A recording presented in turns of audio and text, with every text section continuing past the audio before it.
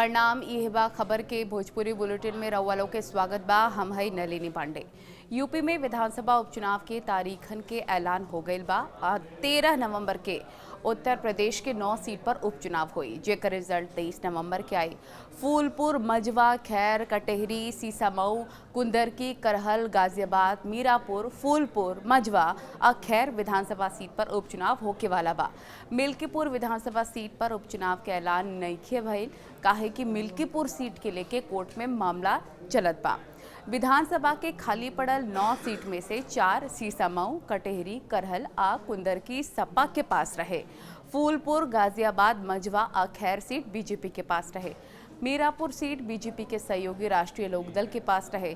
अखिलेश यादव के कन्नौज से सांसद चुनेला से करहल सीट खाली हो गई रहे, जबकि कटेहरी सीट अंबेडकर नगर लोकसभा सीट से लालजी वर्मा के सांसद चुनल गई से ई सीट खाली भइल रहे। उपचुनाव के लेके सब पार्टियन के जोर बा।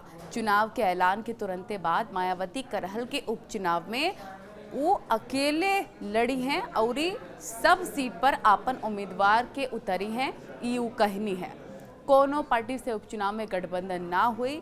बात मिल्कीपुर विधानसभा सीट के अगर होके तो हाई कोर्ट में लंबित मामला के चलते चुनाव आयोग की तारीख की घोषणा ना कैलस।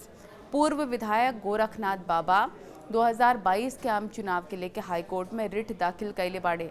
2022 के विधानसभा चुनाव में हार के बाद गोरखनाथ बाबा अवधेश प्रसाद की चुनाव जीते के लेके रिट दाखिल कैले रहे।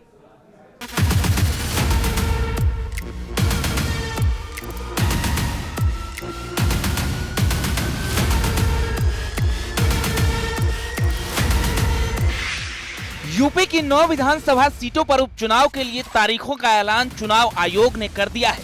13 नवंबर को यूपी में विधानसभा की 9 सीटों पर उपचुनाव होगा। फूलपुर, गाजियाबाद, मझवा, खैर, मीरापुर, सीसामऊ, कटेहरी, करहल और कुंदरकी विधानसभा सीटों पर उपचुनाव होना है। इसमें कानपुर की सीसामऊ सीट को छोड़कर अन्य सभी सीटें विधायकों के सांसद बन जाने की वजह से खाली हुई है। सीसामऊ से इरफान सोलंकी के सजायाफ्ता हो जाने की वजह से सीट पर उपचुनाव हो रहा है। अयोध्या जिले की मिल्कीपुर सीट को लेकर अभी कोई ऐलान नहीं हुआ है। उपचुनाव में अगर सीटों के लिहाज से देखा जाए तो 5 सीटें समाजवादी पार्टी के पास में हैं और 4 सीटें भारतीय जनता पार्टी और उसके सहयोगी दलों के खाते में रही।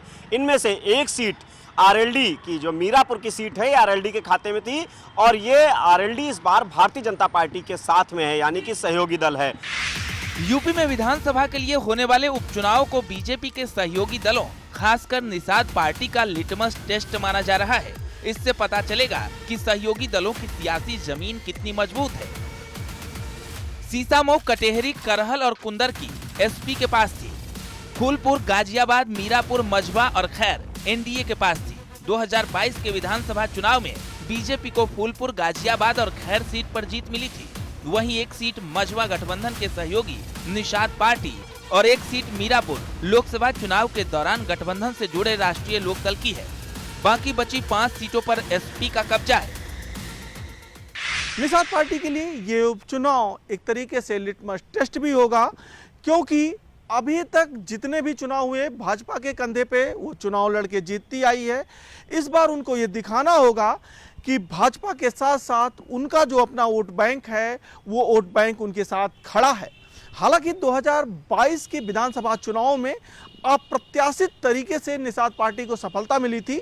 तब निषाद पार्टी 11 सीटों को जीती थी, जिसमें से 6 सीट वो अपने सिंबल पे जीत गई थी और 5 सीट भारतीय जनता पार्टी के सिंबल पे जीती थी और कुल 16 सीटों पर वो चुनाव लड़ी थी। लोकसभा चुनाव के दौरान एनडीए में आई राष्ट्रीय लोकदल के लिए अपनी सीट पर जीत हासिल करना एक बार फिर बड़ी चुनौती होगी, क्योंकि इसे आरएलडी का लिटमस टेस्ट भी माना जा रहा है, जिससे पता चलेगी कि उसकी सियासी जमीन कितनी मजबूत है। मीरापुर सीट बीजेपी के सहयोगी आरएलडी के पास थी। उपचुनाव को 2027 में होने वाले चुनाव के सेमीफाइनल के तौर पर देखा जा रहा है।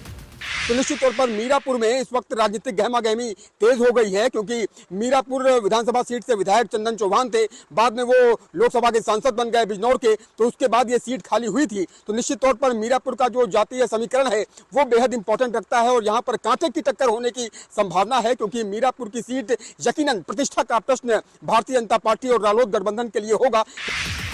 समाजवादी पार्टी के साथ कांग्रेस के लिए भी ये उपचुनाव काफी अहम है। लोकसभा चुनाव में अच्छे रिजल्ट से एसपी काफी उत्साहित है। हालांकि कांग्रेस को एसपी कितनी सीट देती है और कांग्रेस का प्रदर्शन कैसा रहता है, ये देखने वाली बात होगी। समाजवादी पार्टी के साथ साथ कांग्रेस पार्टी के लिए यह उपचुनाव किसी इम्तिहान से कम नहीं है। सियासी तौर से देखा जाए तो कांग्रेस पार्टी को हरियाणा में जिस तरह की हार मिली, उसके बाद वो मनोवैज्ञानिक रूप से बैकफुट पर नजर आती है। तो क्या समाजवादी पार्टी उसको उत्तर प्रदेश में वो हक देगी जो कांग्रेस पार्टी मांग रही है? कांग्रेस पार्टी कहती है कि उनको 5 सीटों पर चुनाव लड़ना है। हालांकि समाजवादी पार्टी ने 6 सीटों पर पहले ही प्रत्याशी उतार दिया है। ऐसे में विकल्प के तौर पर समाजवादी पार्टी उनको 2 सीटें देने के लिए तैयार है, लेकिन बात मीरापुर को लेकर फंसेगी। बहुजन समाज पार्टी ने पहली बार उपचुनाव के लिए ताल ठोकी है। मायावती ने ऐलान किया है कि वो सभी सीटों पर अपने प्रत्याशी उतारेगी, लेकिन किसी पार्टी के साथ गठबंधन नहीं करेगी।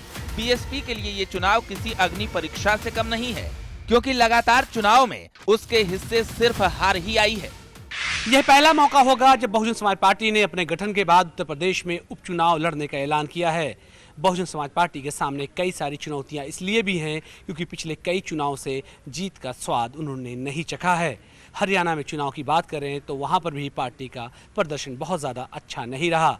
मायावती गाहे बिगाहे आरोप प्रत्यारोप लगाकर न सिर्फ गठबंधन तोड़ लेती हैं, बल्कि वो कभी मुसलमानों को इसके लिए दोषी मानती हैं, कभी जाटों को दोषी करार देती हैं, तो कभी इंडियन नेशनल लोक दल को। यूपी में विधानसभा की 9 सीट पर 13 नवंबर को उपचुनाव होंगे। सभी उपचुनाव के नतीजे 23 नवंबर को घोषित किए जाएंगे। न्यूज़ 18 के लिए ब्यूरो रिपोर्ट।